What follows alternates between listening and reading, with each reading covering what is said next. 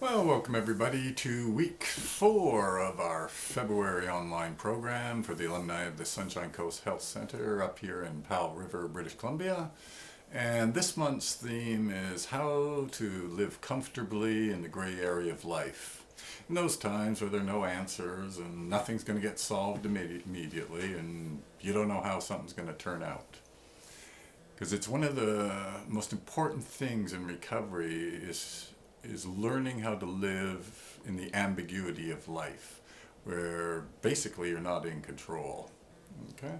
And this week, we'll talk about another technique, and this one's got to do with how you make sense of the world. So it's a little trickier than the ones we've been talking about before. But the basic idea, if you go to a 12-step program, is live life on life's terms. Okay? In other words, life keeps happening, and you can either butt up against it, which is what happens in active addiction, or you can learn to go with the flow. Okay? The psychological version of that, for those of you who have been listening to the online program or were here under the new program at Sunshine Coast, would be Viktor Frankl's comment to wander about the universe with this question in your mind. And the question is, what does life demand of me? Okay? See, the reason that people in active addiction are what we affectionately call control freaks is a lot of them, they have this idea that the world is a sort of a place where I have to protect myself. Now, some people, for example, think it's a big competition. And we've had several clients here who have been very open about that. Life is a competition, and you have to do things, and if you don't do things, you're going to lose, because there are winners and losers in the world. So if you want to be happy, you got to be one of the winners. So you have to take control and manipulate things, and just to make sure that you're one of the winners. Other people think the world is a very dangerous place. In fact, most addicts do. Danger in the sense that, I don't know, you're off to the liquor store and you get pulled over for a breathalyzer test. Or you got to check out when you go home. Oh, geez, how's my family going to react? Geez, do they know if I've been using or not?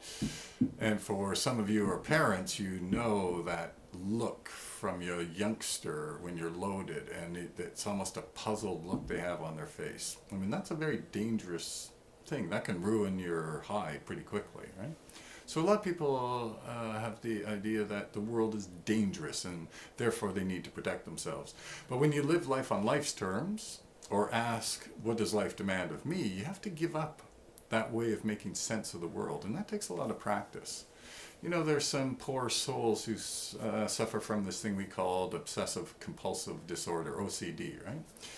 And little things like, I don't know, if their shoes aren't all neatly arranged, if a picture isn't hanging, if it's like on a slant, right? That'll drive them nuts. And they feel that they need some order, and yet when you and I look at that, I said, like, who cares? So, you know, so the shoes are messy or the picture's at an angle, like, who cares? It's not a big deal in life. But to these people, it's huge because everything has to be neat and orderly. That gives them a feeling of safety. And it's the same idea if you're in recovery, that you have to learn to like put things in perspective, and maybe something isn't as important as you think it is. What we always tell the fellows is, look, for example, if you're afraid of speaking in public, going to AA is great, right?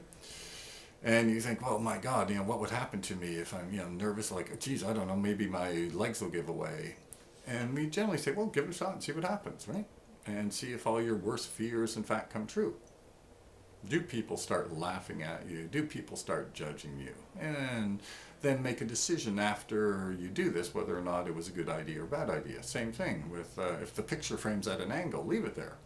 And just see if the world continues to rotate on its axis and whether this is any great thing in life. Anyway, if you do this long enough, you start to get the idea, well, geez, well, maybe the world isn't a dangerous place, right? Maybe I don't have to protect myself all the time. Maybe I can just allow the universe to unfold as it should. And that's the way things should happen.